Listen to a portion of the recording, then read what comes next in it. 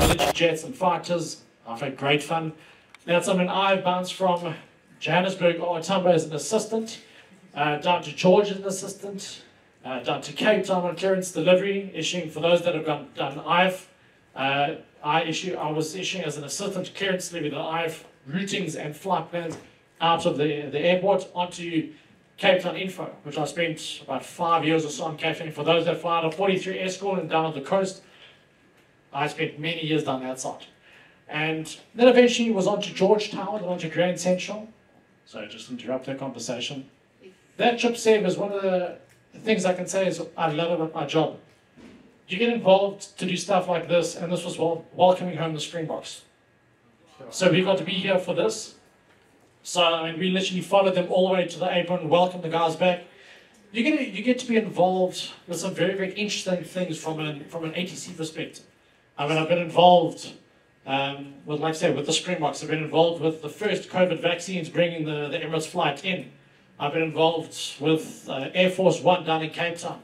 So you get to see a million different things from a million different points of view. So that's why I said, learn as much as you can. I mean, I promise you, you can ask any veteran pilot and any veteran ATC. The day you stop learning is the day you die.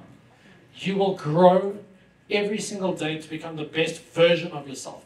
And I will always encourage all of my students that I train at OR Tambo that it's about, do you think that you have achieved enough? Do you think that you can do better? And the answer is always yes. You can always grow from that. You can always learn different SOPs, different little changes. You know, just the psychology behind understanding why we do what we do. You know, again, for me, if my pilots are happy, I'm happy. That's all I ever care about. You know, it's never about, you know, I am a Joba controller. You must know.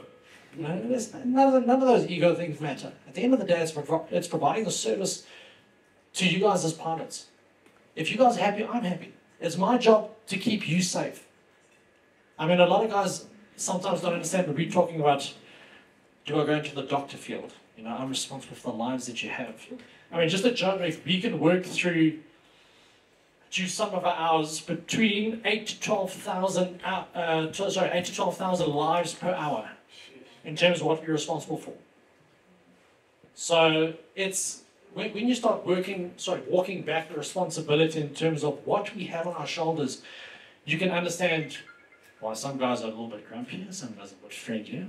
At the end of the day, it's about legislation and ultimately comes down to the level of safety. Because every decision you make as a controller, you have to own that decision. And there are some good times, there are some bad times where we have lost people, lost pilots and stuff like that have unfortunately crashed and died, and you will bear those burdens for the rest of your career, and you will remember those that have died on frequency and crashed with you. You know, so it's one of those heavier side of things, but it's par for the course. It enables you to become the better controller that you will be learning from those experiences. So, I mean, please, if anyone has questions, ask us. That's why we're here. We don't bite. You know, it's one of the challenges that I think so many guys don't understand. They're going, I'm so nervous as a PPL. I don't want to ask the ATC a question. I can hear they are busy. So I'm just going to do this. I think this is what they said. I think that's one of the challenges that we have as controllers. Our job is about predictability. If I know what you're going to do, I'm thinking 5 to 6 steps ahead of where you're going to. I know who your conflicts are. I know how to keep you safe. I know how to work everyone through. I know how to optimize the best use of my airspace with everyone together. And not having that open communication between pilots and ATCs is literally probably one of the most dangerous things that you can have. I would rather you tell me, listen, sir, sorry, you're speaking a bit too fast. I'm unsure of what you said. No worries, okay, if I want me to slow it down, I'll slow it down. I'll explain. Where is the breakdown in communication happening? But in the same breath, you cannot be expected for us as controllers to fly the aircraft for you. We expect from an ATC perspective that you guys have done your homework. You guys have pre-briefed correctly. I'm going to this airport, therefore I've looked at what does the ground map of this airport look like. Where am I expected to taxi? If it's going to be different, argument's sake, you've landed, you're going to go, I'm going to taxi Alpha Bravo to that general parking area. That's what you expect, but ATC's had other issues and other breakdowns. I'm not going to take you a long way around that you haven't expected to get. By all means, then you can say, guys, sorry, I'm actually not familiar with the longer taxi. Please do, can you explain to me how far down? Sorry, continue down this taxiway. The second left, that'll be Bravo, continue down there. And we'll explain to you. We're happy to walk it through rather than you ending up somewhere that you're not supposed to be. Because again, predictability. Megs. Please explain the importance of your Q&H and GA and the special rules. Please. Please, because I've picked up pieces. Now, as you guys know, a lot of what Megan was talking about, your pressure setting in your aircraft and why it is so important to everyone be on the same page. For those that are eventually flying to IVE, we have Q&H at the airport. The guys will transition and then all fly on the same pressure setting. At the end of the day, it's if someone says, I'm at 6,000 foot, and you look at your altimeter going, I'm at 6,000 foot. Okay, how close are you? Because now we are in the same proximity of potentially flying into each other. But again, if you have the incorrect pressure setting, don't forget, for every hectopascal, it's 30 foot. It makes a massive difference of you missing someone closely or actually flying into each other. Because you can say, okay, cool, no, I'm at 6,200 foot. No, there's 200 foot. No, there's plenty space. But you're actually at the incorrect pressure setting. So knowing what you guys are, you are welcome. You can listen to the Aviators, the closest airfield that you have. Lanceria's Q&H. You can ask, I'm flying near Rand. Ask Rand what their Q&H is. At the end of the day, it's about safety. Our job is about safety. Safe, orderly, expeditious, in that order. We cannot deviate from that. So, I mean, we've got veteran controllers like Corin, who's been doing this for donkey years. She doesn't exist. You are very one of the best of us. She's dealing with a lot of the circus that happens up north in Vonnegut. I live in a tree, I work in a circus. Exactly. But this is the thing, is the fact that it's such a dynamic environment, and every controller has a different experience and something different to bring to sort of every sort of style of controlling and any sort of Q&As from there. I mean, a lot of, from current side of things, they have done special events and stuff like that. I have not worked special events. It's one of the quivers, arrows in my quiver that I don't have. But it doesn't make me less passionate about what I do. So it's just a different dynamic. Any questions, stuff like that? Okay. I've flown with a lot of students, and I've flown with experienced PPL pilots that have been flying for 5, 6, 7 years recreationally. And I flew with one yesterday that operates out of Eagles Creek. And I'm doing his conversion for him, and he says to me, hey, listen, when you got a moment, why don't you come with me to Lanceria? And I say to him, yeah, what do you need to do at Lanceria? And he says, no, I haven't gone to Lanceria yet because there's air traffic control. And way too.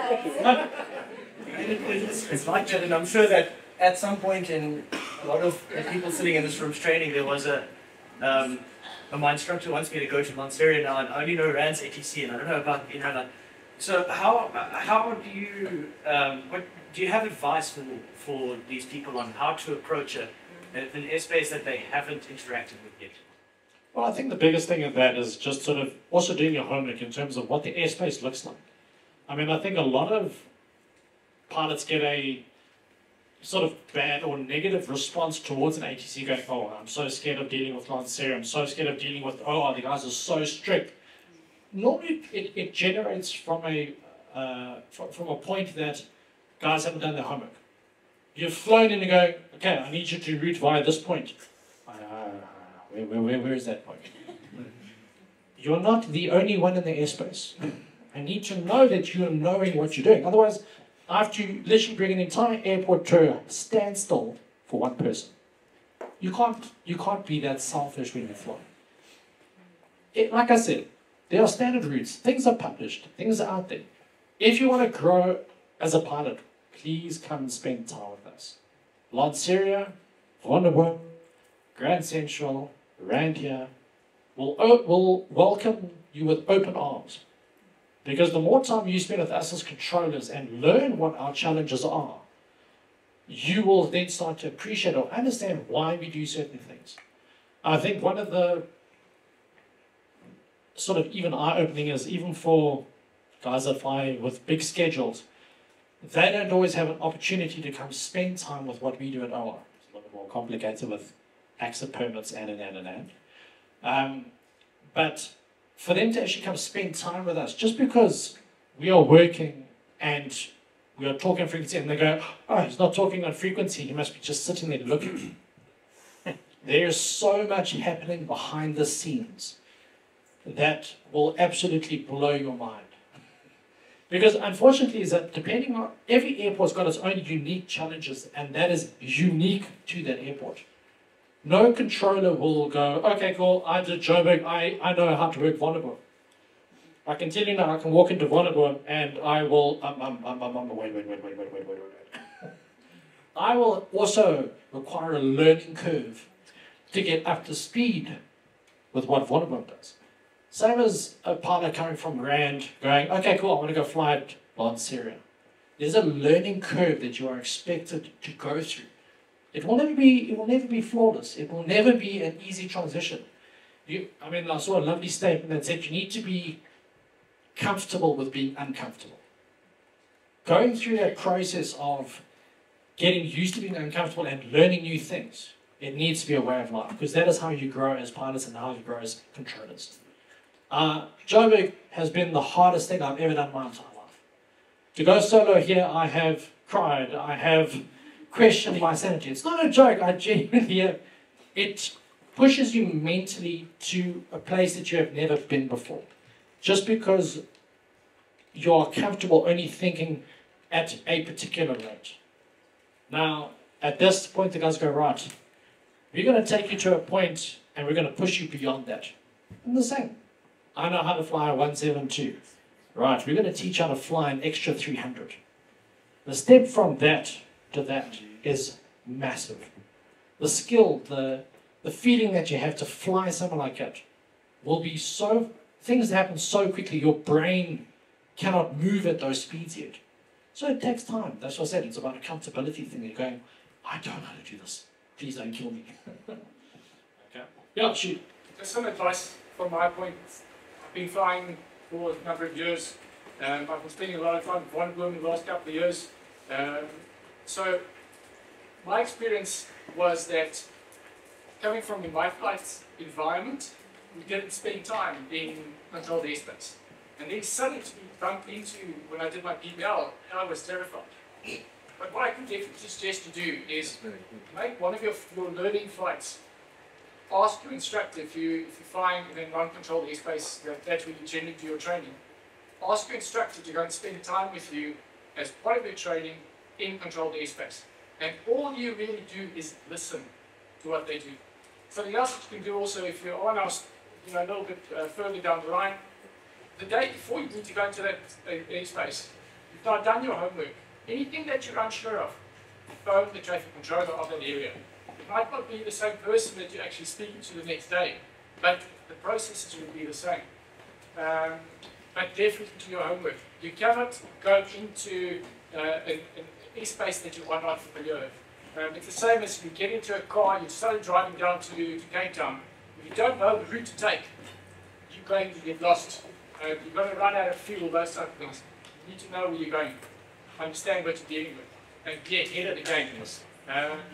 Something that I did before was, in the days of CDs, I had a CD in my car, and I used to listen to the recording to try and keep up and get familiar with the phraseology. I know there's apps available for those type of things, but use that.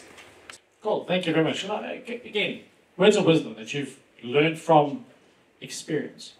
We couldn't encourage that more. Getting to know where you're coming from and where you're going to go is the biggest challenge that you're going to face. But that's going to be up to you, that what your end goal is. If your end goal is schedules, big machines, you know what you need to aim for. Just to sort of give you an update, just an idea of what if we sit down as controllers as Joburg. We are just a smidgen more advanced than a lot of stations out there. But again, it comes down to the volume and the type of traffic that we deal with. So as CTRs, different from RANs, ATZs, we are responsible for every single aircraft and the separation thereof. So just to give you an idea, the screens that we have and the thought process, it even says you guys multitask very well. We do, but it's actually focusing on one item very quickly. We'll move through multiple items as part of our scanning techniques that you are trained to do as part of your training. You will be looking at so many different things while you are working. Everyone's like, how do you pay attention to everything? Well, you will get there. Same as the aircraft, when you sit in one second, you're going, okay, start fuel. Versus what you watch in any of the guys in the 737 car, going, okay, cool, the million switches back. Okay, that's this. It just becomes second nature to you. It's just practice, repetition. Okay? Now for us, we have stop-bar screens. These are stop-bars, the little red lights you can just make out there. So every taxiway that you have approaching, you can actually sort of see there are little taxiways between our two runways. Every single entrance of a taxiway to a runway is a stop-bar. You cannot cross a stop-bar without those lights being off. Procedures in the book, done. So every single aircraft that crosses the runway has to have an interaction on that panel. Plus we have a radar screen. Plus we have our weather system. So that is basically our surface winds, temperatures, QNHs, METARs, actual ATIS weather, RVR readings. So we'll be looking at our sequencing event. We'll be dealing with our traffic management system that will be showing these are all the guys that are starting, these are all the guys that are departing. Radar downstairs will be looking at what is starting and what is actually on the taxi. And then eventually we'll be looking at ground radar. So this is displaying everything on our, every vehicle and every aircraft that is moving around we are responsible for, as well as a crossing board. So every aircraft that lands will then go onto the board over here. That is a pending strip for our ground position over here. So as ground, you are looking at this board over here as well as your ground radar going, okay, cool, this is what's coming in, this is who affects their push and start. As tower, you are watching traffic that is landing. You're watching traffic that is vacating, taxiing, guys that are departing, guys that are crossing, helicopters in your vicinity, vehicles that are moving around, either bird and wildlife or tags towing aircraft. Your attention gets moved between a million things at the same time while you're controlling and busy speaking to everyone else that's on the phone. So there's a lot going on all at the same time. Just because we're not talking doesn't mean we're not doing anything. So everyone has gone, so much information. So, yeah. Jude. With OR Tambo, there's a buffer zone. Yeah. Four-way south and panorama side. What is the purpose of that and how do we navigate? So if we want to go to Springs from panorama, can we just fly straight there? Well, literally the point of the buffer zone is to speak to info. So it's a case of, it's just a transition period that either you are activating flight plans or just getting as much information as you can before you transition into just the special rules. So because again, a lot happens under the TMA, not necessarily at manned airfields. So the buffer zone is just there just to get a little bit more information either from info, activate flight plans, etc. And then transition from special rules then into arguments like Bratman's frequency. You need just that little bit of a buffer instead of arriving at the CTR boundary going, hi Bratman, I'm here. Right, I'm training final. Me too. So it's just there as a safety zone, just to provide a little bit more time transitioning from special rules into argument sakes aerodrome specific procedures. So that's literally all it's really designed for, as well as helicopters to transition from special rules and then into flying via the northern or southern corridor, which I speak to George all the time. Comes and terrorizes us in town. Here's a good thing. Shoot. Because of the stressful nature of the job, how many hours do you work a day? How do you deal with the stress? Well, definitely, it's stress factor is definitely one of the things. I mean, I know that Megan's looking into a lot of this stuff. A lot of, like, for us at Joburg, we work generally about 6.5 hours. So we'll work like a morning shift or an afternoon shift and then a night shift. So we'll generally work about an hour and a half, and then with a half an hour break or 45 minutes depending on staffing. So that's normally, so it's about managing your fatigue levels and your mental alertness. Because the most dangerous times for controllers is as we've plugged in or when there's been a lull in traffic. Those are the two most dangerous times in terms of controller side of things, because as Megan's talked about, your mental alertness during those times where you've been going flat out, your mind is on it the whole time. And the moment, now all the traffic's gone away, you take your foot off the gas, and your mind takes a bit of a break, and then something happens. And you haven't thought those 6 steps ahead. Those are the things we'll be talking about, because as you've, for argument's sake, taken over from one of your colleagues, they're giving you a briefing. Right? This aircraft is taxiing here, he's giving way to here, this runway is in use, this traffic is going here, they're doing this, they're giving you a full picture and overlap what the traffic is doing. So, as you take over, you are still, I wouldn't say catching up, but you are still sort of getting into the process. Because as you've accepted, okay, I know where everybody is, but you're still developing your plan. So it's in that short little bit, you're like, okay, cool, guys are calling. I want a taxi now. Okay, just stand by taxi. I need to sort out my life to ensure that I keep everybody safe. And then, right, I'm now happy. Right, now, you taxi, you route inbound, etc., etc. There's a short little gap, like I said, trying to ensure that you stay as mentally alert as possible. That is why we take breaks as often as we can. Not every station is afforded that. I know one of them has gone through some terrible times where there just isn't staff, and the ATCs sit for long periods of time. So again, they work sometimes a hell of a lot harder than we do. So again, it's a balance and it's a staffing situation sometimes. So it's unique to every airport and to every situation. So I mean, I know some airlines, as George was chatting to, because of the shortage, they are flying into the maximum amount of hours. Some, I mean, even our local guys, they said, I have flown so much, they're like, I don't know what day of the week it is. I've flown so many legs up and down through Africa, back, and this, they're like, I don't know. You know, it's like, my bed is foreign to me. But again, it's part of the job, it's part of the challenges that go with it. Cool. Any other questions? We don't, I promise. Anyway, guys, thank you very much. Thank you for your time.